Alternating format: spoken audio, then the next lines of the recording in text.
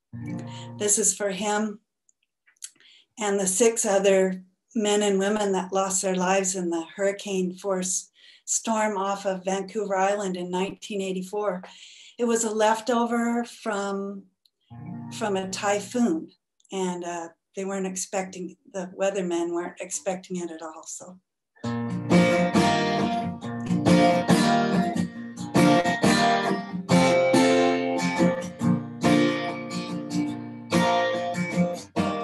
12th of October, 1984. Johnny and his friends were fishing chum on the western shore. Vancouver Island winds get tricky that time of year. The weatherman said, just a gale, don't you fear. Johnny was a hard-living, hard-loving, hard-fishing man. Johnny was a hard-drinking, hard-driving, hard-fishing man.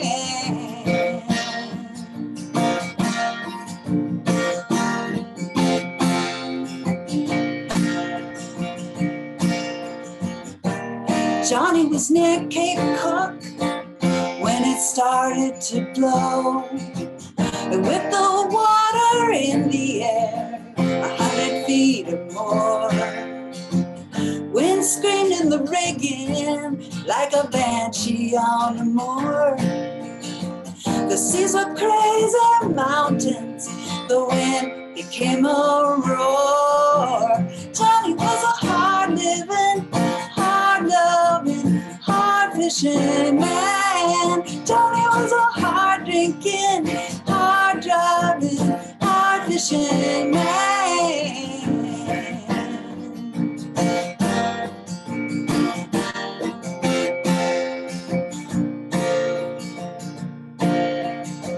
You think a man would curse his fate when he knew that he would drown? He calmly keyed the microphone. Boys were going down. Johnny was a hard-living, hard-loving, hard-fishing man. Johnny was a hard-drinking, hard-driving, hard-fishing man.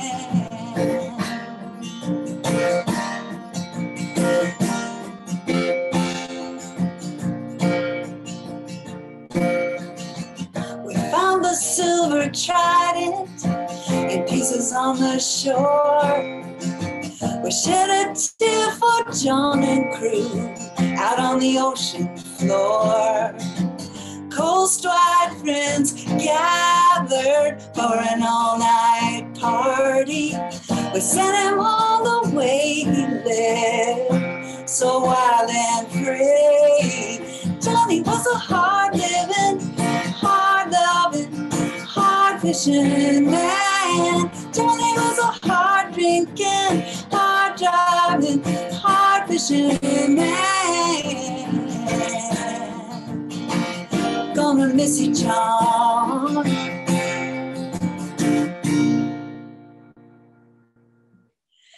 Thank you, Jay, and thank you, Amanda, and John Broderick, and see you in person next year, I'm hoping.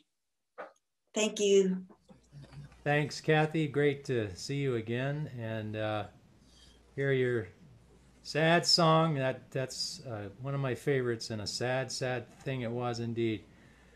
Wilfred Wilson comes to us tonight. Wilfred from Delta, BC. Been with us a few years now, Wilfred. Great to see you back. And I'll just turn it right over to you now. So let her go. Okay, hi there. I've been 60 years commercial fishing now, 50 years as my own boat owner. I host a poet gig, Rivers End Poet Gig in Steveston. We were canceled last year. It's usually at the Gulf of Georgia National Museum. And I just wanted to say hi to Ron there. I like the chops, Ron. and Richard the fauna was intriguing. This story I'm going to tell is, I was told of it over 40 years ago, and I call it In Silence.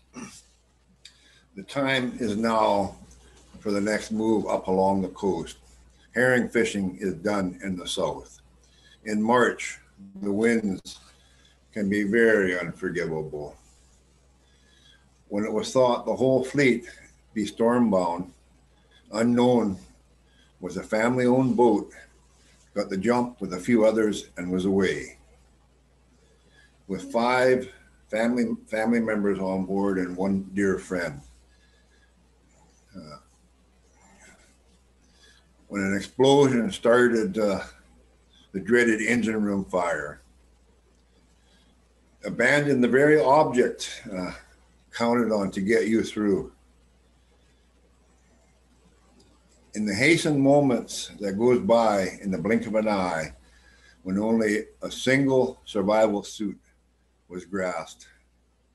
For all to get into the life raft is no small miracle in seas so very, very rough.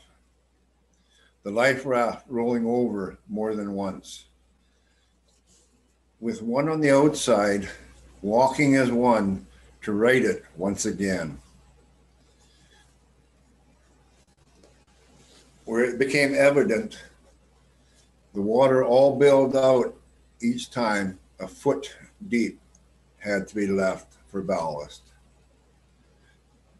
Taking turns with suit an hour at a time to warm, only to be given up to one whose back was injured as advanced hypothermia sets in.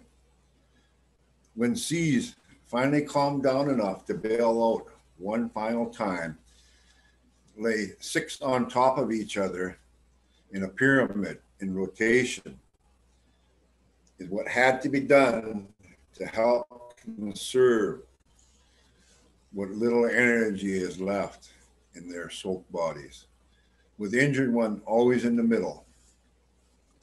Canada had just invested in the long-range Aurora plane. Day 1, debris. Day 2, long-range pushed to the limit. When all the training goes out the window, for how were they to know in an ocean so full? Their very drift was altered so dramatically by a mere foot of water. Their search is done in grids, as far north as they were to go, when something had a spotter glance back. Unbeknown to them, the first 5 of 6 flares did not work. The 6 spotted and reported, "I think I see something back there." Told to me, when the wings were wobbled as they flew over, more than one tear fell from those dehydrated souls. More than 3 days were to pass, just at daylight on the 4th, when I'm on the wheel in solitude, contemplating a mariner's place upon the world. Over the radio, word of survival. As time was taken to tell immediate family first. Waking uncle to share, he states, don't bullshit me. No, it's true. Together in silence, waiting in wheelhouse, what seems an eternity. They've been found all alive. The joy is immense, pure. For he was to state the unspoken words, "I'll be damned, I'd started to give up the boys, as had I. And, the ironic part of that, there is that friend of mine that told me this story 40 years to the day. Within a few minutes of that time when they were rescued, he was medevaced out again by helicopter on the fishing grounds with a medical emergency. And he's okay. He's living a bit of a charmed life, shall I say, and I look forward to sitting with him again one day. Thank you, and it's good to see everybody, and I want to thank everybody for their efforts. It's a pleasure, and it's good to be here in this forum, and I look forward to next year to see everybody in person. Goodbye. Thanks, Wilfred. Pretty harrowing tale. And of course, we want to remember all those lost at sea that didn't make it back, and their families as well. I think all of us pretty much have known others that weren't so fortunate. So Alec McMurrin is coming up next. Alec is in Petersburg, Alaska, and sure good to have you back, Alec. We're pretty good on time, running right along here, so I'm going to turn it over to you at this point. Oh, thanks a lot, Jay.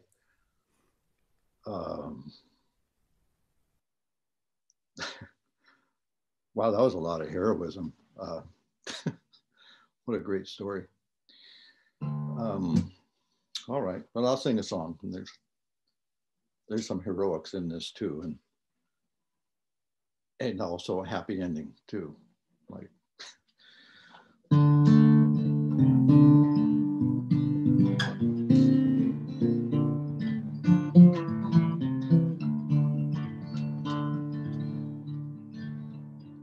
nobody wanted Dad's old fish boat, just fell into my hands one day. A brother, he was out, sobered up. My father had just passed away. They worked like mad to save the old wood slab. There it was up in the old boatyard. She wasn't ready, we took a fishing. I put expenses on the old bank card.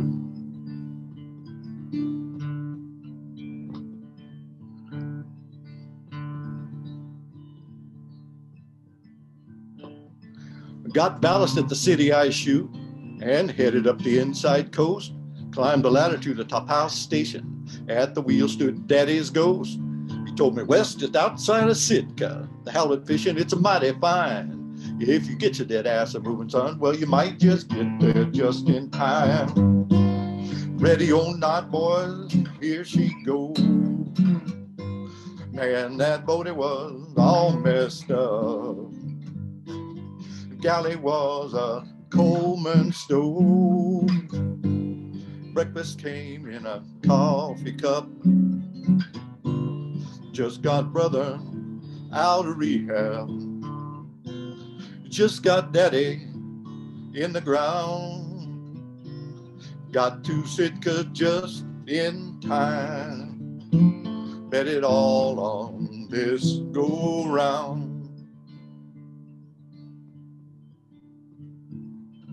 Headed up the inside passage with a plan gonna make it pay.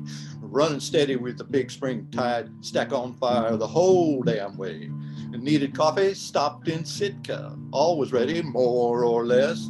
Scattered tubs of salted salmon, bags and flags, a righteous mess.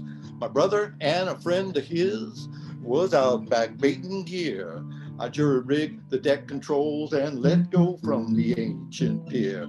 Time was short, we just kept it moving all the way to the fishing ground. We needed strength, speed, and courage, cause we bet it all on this go-round. Ready or not, boys, here she goes. Man, that boat, it was all messed up. The galley was a Coleman stove. Breakfast came in a coffee cup. Just got brother out of rehab. Just got Daddy in the ground. Got to Sitka just in time. Bet it all on this go round. set out all our worn out gear, had a breakfast while we let it tow, ran back on a glassy swell, hauled the end up to the boat.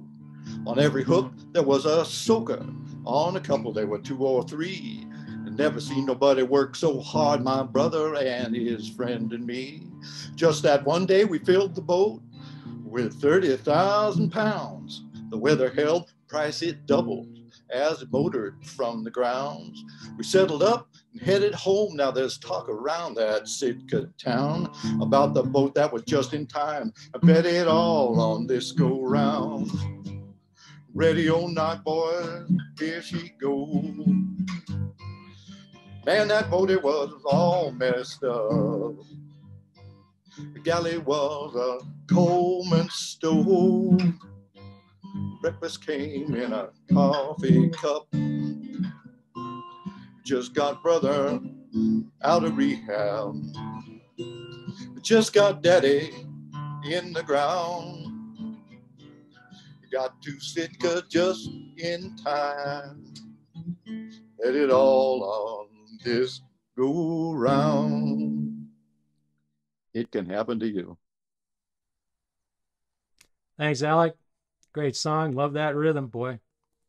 Thank you so very much. Yeah, we ought to sit down and jam sometime. So thank you, Alec. And moving along, we've got another fisherman right here in the local area, South Bay Rob. This is Rob Seitz coming to you from, I assume, from Astoria, or are you across the river? I don't know, but... Astoria. All right. Well, welcome. Can you hear me okay? Yeah, I hear you fine. Yeah, Rob, sorry I didn't make it up to the boatyard. I know you're hauled out, and you offered me a chance to roll around there in the bill. Oh, yeah. I hope it's going well. Okay. Well, yeah, we'll be there for a while, so there's still plenty of time. Yeah, well, okay. All right, well, take it away, Bed. Okay, thanks a lot. Want to say thanks to everyone, Amanda, John, Jay, Jamie, and all the other people that I don't know. Or anyway, I'll get going right away. I want to set everyone's mind at ease. I don't know what Pat's been saying, but I won't be doing my Jeffrey Toobin impersonation tonight, so you can keep the video on. Anyway, my first poem, there's 3 words I say with some regularity. So to show my appreciation, I wrote them a poem. And by the way, the first time I did this, I tied for last with Measy. So I figure on the poetry slam. So I figure that just means it's a Measy caliber poem. Anyway, I call it Whiskey Tango Foxtrot. When your desired course of action requires that you don't give it too much thought, jump in with both feet, my friends. Whiskey Tango Foxtrot. When your new deckhand shows for boat call and he's drunker than snot, hand him his walking papers, but ask, Whiskey Tango Foxtrot. When thanks to a crab pot stainless wire Jagger, your brand new bibs are already shot, get out that patching material and stick it with a Whiskey Tango Foxtrot. When you're way out of your league, steady girlfriend starts hinting around about tying the knot. Well, this is one of those situations I recommend phrasing it a little differently. If you're thinking Whiskey Tango Foxtrot. When you keep zigging when you should have been zagging, water hauling when everybody else caught, you can plead your case to the fish gods with a Whiskey Tango Foxtrot. Okay, you guys getting tired of this yet? Okay, now I don't know if a guy my age ought to be writing poems like this or not. But it's better than storming the Capitol. So Whiskey Tango Foxtrot. Okay. I don't know if I have any time left, but I'll hurry. I'll say one thing I like about the pandemic is that I like being called an essential worker. I hope that keeps up after it's all over, you know. People are still going to need to eat after the virus is gone. Anyway, been trying to talk Tiff into calling me an essential husband, but she says there is no such thing. Okay, so anyway, let me, I want to do one more quickie, if you don't mind. Because I think you can get through just about anything if you just put your head down and work. I call this work ethic. When you find yourself in the middle of a bad luck streak and all the evidence suggests that you're about as charismatic as a fart in an elevator, and you're feeling that lost skin sting from a busted knuckle lack of finesse, it's comforting to know you can always fall back on a good work ethic. Thanks a lot. Nice seeing everyone. Good job.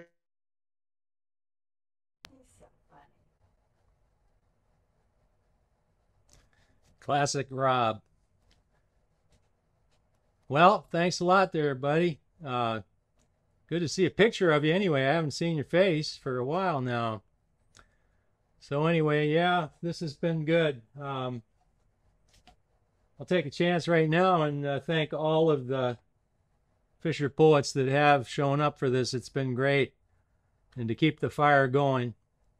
We'll keep that fire going until next year, hopefully. Yep. For all the hard work. And so far, it's definitely been worth it.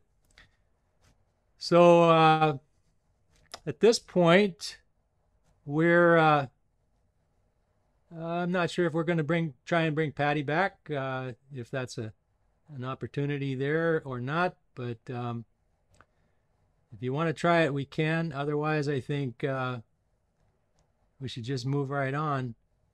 I do want to thank John Broderick, who is my good buddy and partner, for backing me up on this one, and also for inviting me to play a little music on his set the other night.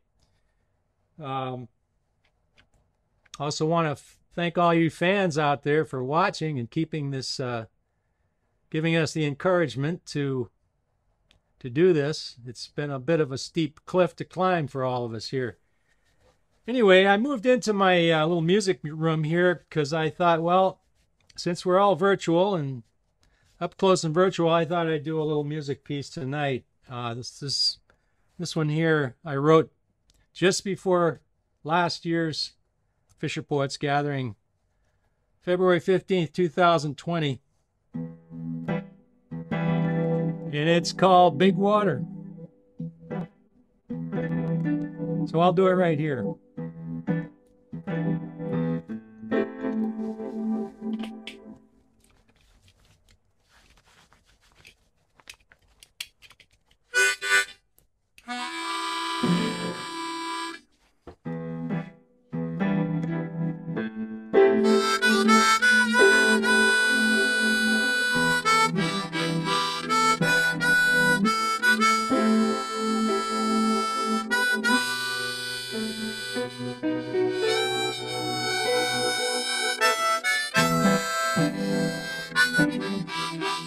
Big water will make you humble. It'll cut you down to size. Big water tried to take my life. Thank the stars I did survive. First time I saw big water, 300 miles from shore. It was breezing up something wicked as we ran before the storm. Well, the seas, they looked like mountains. We were scared, that you can be sure. Wind was screaming in the rigging like a banshee on the moor.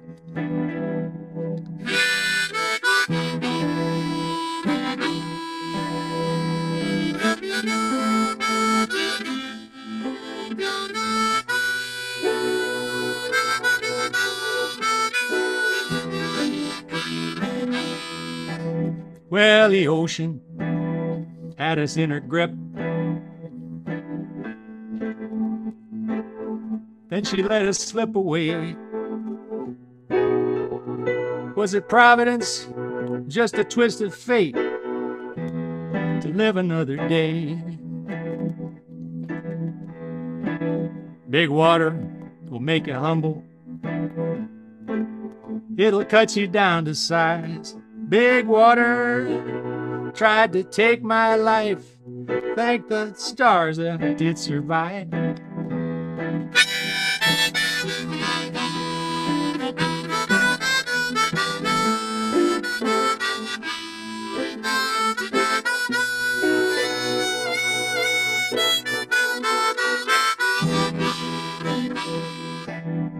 Well, I rode the cove in late December. The sky was buckshot gray. The Wrights were smoking. I can still remember they were rolling like a southbound freight. Well, it took me down to the bottom. My board came after me. Rib cage shattered and broken as I glimpsed eternity.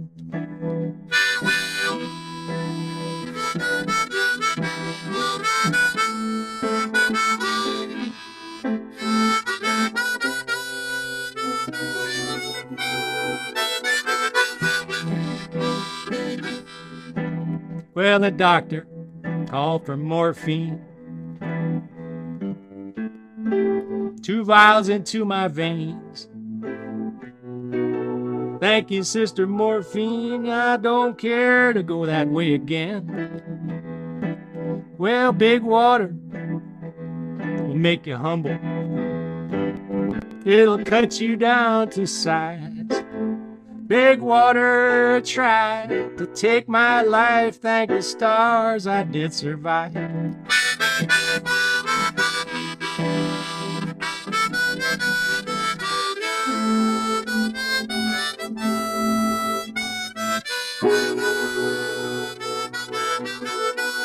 Thank the stars I did survive.